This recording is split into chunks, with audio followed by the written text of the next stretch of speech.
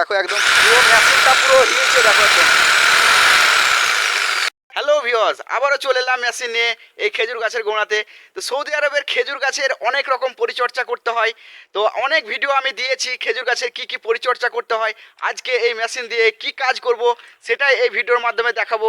যে খেজুর গাছের অনেক রকম পরিশ্রমের কাজ আছে, সেই কাজের মধ্যে আজকে অন্য একটা কাজ দেখাবো। যেমন এগুলোকে দেখিয়েছিলাম, এগুলো কেটেছিলাম এক সময় ভিডিওতে আমি দেখিয়েছি, এগুলো কত সুন্দর করে কেটেছি দেখো, গোল গোল করে। দেখতে কত সুন্দর লাগছে। আমাদের দেশে কিন্তু এরকম খেজুর গাছের কখনোই যত্ন করা হয় না। আর সৌদি আরবের এরকম খেজুর গাছগুলোতে প্রচুর প্রচুর যত্ন করতে হয়। তো এই মেশিন দিয়ে এই খেজুর গাছগুলোকে যত্ন করতে হয়। তো মেশিন দিয়ে কত সহজে এই কাজগুলোকে করা যায়। আমরা তো মালয়েশিয়াতে দেখেছি অনেক রকম কাজ, যেগুলো খুন্তি দিয়ে যে ডালগুলোকে কাটে, ফলগুলোকে কাটে। কিন্তু এরকমই দেখো মালয়েশিয়ার মতোই কিন্তু খেজুর গাছ এখানে আছে সৌদিতে। আর মালয়েশিয়াতে পাম গাছ আছে। তা সৌদিতে যে খেজুর গাছের কত রকম পরিচর্যা করতে হয় আজকে দেখাবো এই ভিডিওর মাধ্যমে। এই ভিডিওটা দেখতে থাকো, স্কিপ করো না, আশা করি ভালো লাগবে। তো বন্ধুরা, এই যে মেশিন দিয়ে কাজ করতে হয় এমন না, এই যে হোঁসো আছে, এই হোঁসো দিয়েও কখনো কখনো কাজ করতে হয়। তাই এই দুটো জিনিস দিয়ে খেজুর গাছের বেশি পরিচর্যা করা হয়। মালয়েশিয়াতে যেমন খুন্তির মতো যেটা আছে সেটা দিয়ে ডাল কাটে, তারপরে মেশিনের মতোই আছে যেগুলো খুন্তির মতোই মেশিন সিস্টেম, সেটা দিয়েও ডাল কাটে। কিন্তু এখানে মেশিনটা আলাদা রকম। দেখো এখানে আড়ির মতো ব্লেডটা, আর মালয়েশিয়াতে যেগুলো খুন্তির মতো সব কিছুই, আর এটা পুরোটাই আড়ির মতো।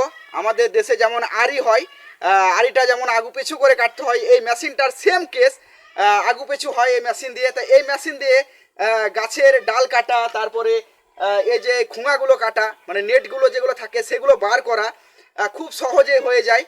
তো আরও এটার কাজ হচ্ছে সেম, কিন্তু এটা দিয়ে শরীরের প্রেসার পড়ে।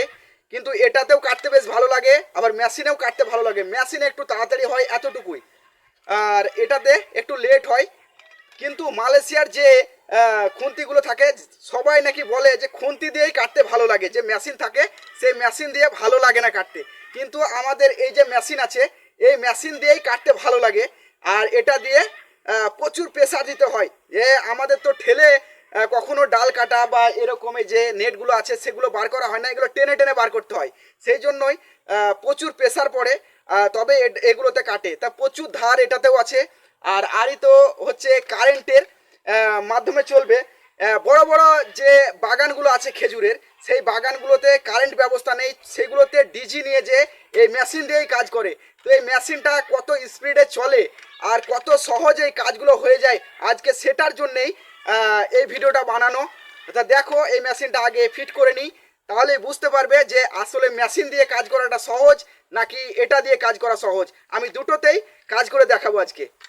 সৌদি আরবে যেখানেই খেজুর গাছ থাকে সেখানেই কারেন্টের ব্যবস্থা করতে হয়। কারেন্টের ব্যবস্থা যদি না থাকে তাহলে খেজুর গাছের কিন্তু যত্ন করা সম্ভব নয়। প্রচুর প্রচুর পরিচর্যা করতে হয় খেজুর গাছের। তো যদিও কারেন্টের ব্যবস্থা না থাকে তাহলে ডিজি ব্যবস্থা করেও কাজগুলোকে করতে হয়। তো এখন আমি ফ্ল্যাগটা গুঁজে নিলাম, এবার দেখি মেশিনটা চালিয়ে যে কেমন চলছে। তো তারটাকে আমি বিছিয়ে দিয়েছি, এখানে একটা বোর্ড আছে। এই মেশিনগুলো প্রচুর পাওয়ারফুল, যেহেতু কারেন্টে চলে। একটুকু যদি হাতে বা পায়ে যদি লেগে যায়, এই মেশিনের এই যে আড়ি আছে, এই আড়িটা দেখো কত মোটা মোটা দাঁত। আর একবার যদি হাতে পাতে লেগে যায় তাহলে সঙ্গে সঙ্গে হাতগুলো পাগুলো সবই কেটে যাবে। এই মেশিনের হাতের কাছে এই যে সুইচটা আছে, এই সুইচটা টিপলে পরেই মেশিনের এই যে ব্লেডটা আগু পিছু হতে লাগবে। তা আমি এখন টিপে দেখাচ্ছি। এটা যেটা দেখতে পাওয়া যাচ্ছে এটা রেগুলেটরের মতো, কিন্তু আসলে এটা সিস্টেমটা এরকম, কোনো রকম রেগুলেটর সিস্টেম নয়। এটা যদি আস্তে টিপা হয় তাহলে একটু আস্তে আস্তে চলবে, আর জোরে যদি টিপা হয় তাহলে জোরে জোরে চলতে লাগবে মেশিনটা। তো এখন আমি দেখো টিপা পড়ে গেল একটুকু। তো একটুকু টিপার মধ্যে কতটা আগু পিছু হচ্ছে দেখো ব্লেডটা। এই যে তো দেখো একদম পুরো মেশিনটা পুরো হিলছে দেখো একদম। তো এখন একটু আস্তে আস্তে চালিয়ে আমি দেখাবো। দেখো আস্তে আস্তে সুইচটা টিপলে পরে আস্তে আস্তে চলবে, আর জোরে জোরে যদি সুইচ টিপা হয় তাহলে জোরে জোরে চলবে। এই যে যেমন আস্তে আস্তে চালাচ্ছি দেখো এখন, আর জোরে জোরে আস্তে আস্তে হতে লাগবে। দেখো প্রেসার দিচ্ছি এখন, জোরে জোরে হতে লাগলো। এত জোরে জোরে চলছে মেশিনটা, আর ব্লেডটা মনে হচ্ছে না যে হিলছে। ব্লেডটা সামান্য পরিমাণ বেঁকে আছে, সেই জন্যই বুঝতে পারা যাচ্ছে যে মেশিনটা চলছে। তা নাহলে দেখে বুঝতে পারা যাবে না যে মেশিনটা আসলেই চলছে। শুধুমাত্র এই জায়গাটা দেখেই বুঝতে পারা যাচ্ছে যে আগু পেছু হচ্ছে, তা না হলে বুঝতেই পারা যাবে না যে মেশিনটা চলছে আসলেই। বন্ধুরা দেখো, সৌদি আরবের এক একটা খেজুর গাছের কত পাতা আছে দেখো। আমাদের দেশে কিন্তু খেজুর গাছের এত এত পাতা হয় না। তো এখানকার খেজুর গাছগুলো আলাদা রকম, কিন্তু পাতাগুলো দেখেই বুঝতে পারবে যে কত কত খেজুরের পাতা ধরেছে। আর ফল যখন ধরবে তখন তো খেজুর গাছগুলো দেখে অনেক ভালো লাগে। তো অনেক পাতা আছে দেখো খেজুর গাছের, এই পাতাগুলোকেই আমাকে কেটে কেটে ফেলে দিতে হবে। কিন্তু সম্পূর্ণ পাতা কেটে ফেলা দরকার নেই, আমাদেরকে কিছু কিছু পাতাগুলোকে কেটে ফেলতে হবে। যেমনটা এই যে শুকনো পাতা হয়ে গেছে, এই শুকনো পাতাটাকে কেটে ফেলতে হবে। আর যে পাতাগুলো একদম দেখো মাটির কাছাকাছি চলে এসেছে, অনেকটাই ঝুঁকে গেছে, সেই পাতাগুলোকে কেটে কেটে আমাকে ফেলে দিতে হবে, যাতে করে পাতাগুলো উঁচু উঁচু হয়ে থাকে, কারো গাতে যাতে না লাগে। আর এই পাতাতে প্রচুর কাঁটা আছে, যদি মানুষ চলাচল হয় এদিকে আসা যাওয়া করলে পরে তাদের গাতে বা মাথাতে ঢুকে যেতে পারে, সেই জন্যে এই পাতাগুলোকে কাটতে হচ্ছে। আর এমনই কিছু কিছু পাতাগুলো শুকিয়ে গেছে, এই শুকনো পাতাগুলোকে কেটে কেটে ফেলে দিতে হবে। তো এই যে এই কাজটা আগে আমি করে রেখেছিলাম, আর কিছুটা বাকি রেখেছি এই কারণেই যাতে কাঁচা অংশটা না বেরিয়ে যায়। কাঁচা অংশ যদি বেরিয়ে যায় তাহলে এই গাছটার পোকা লেগে যাওয়ার সম্ভাবনা থাকে। এখানে গাছগুলোতে প্রচুর প্রচুর পোকা লাগে। আমাদের দেশে দেখতেই পাওয়া যায় না যে খেজুর গাছে আসলে যে এত এত পোকা লাগে।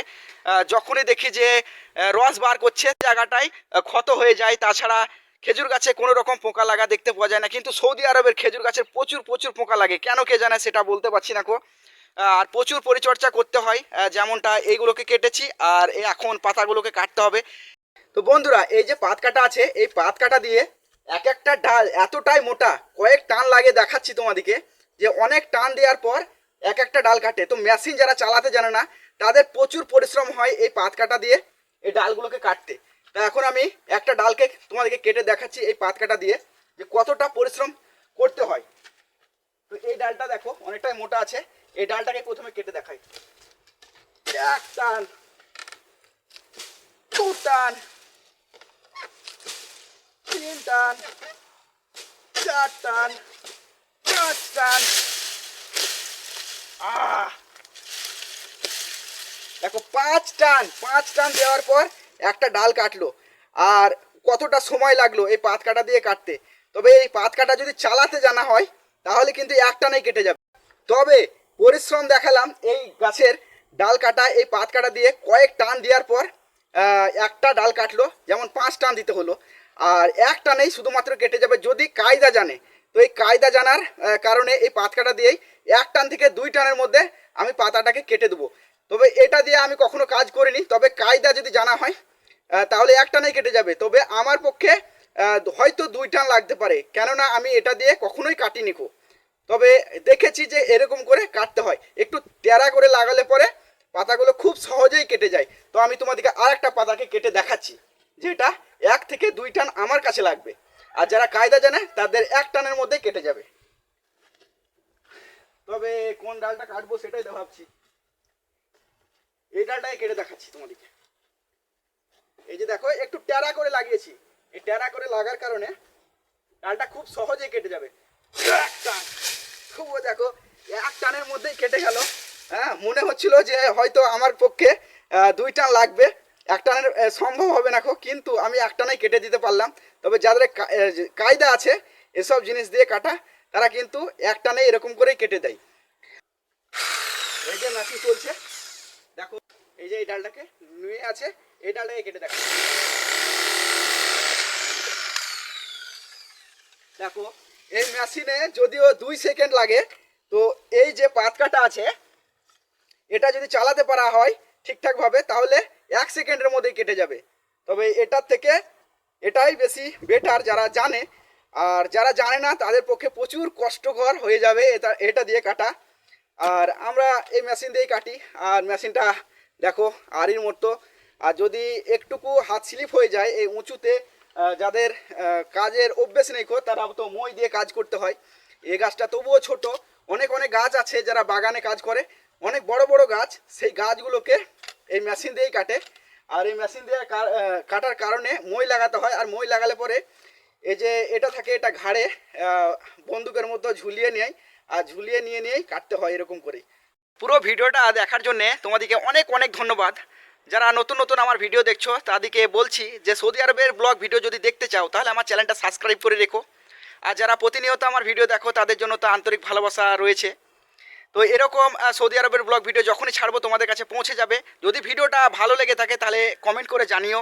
সকলে সুস্থ থাকো, ভালো থাকো, দেখা হবে আবার এক পরের ভিডিওতে।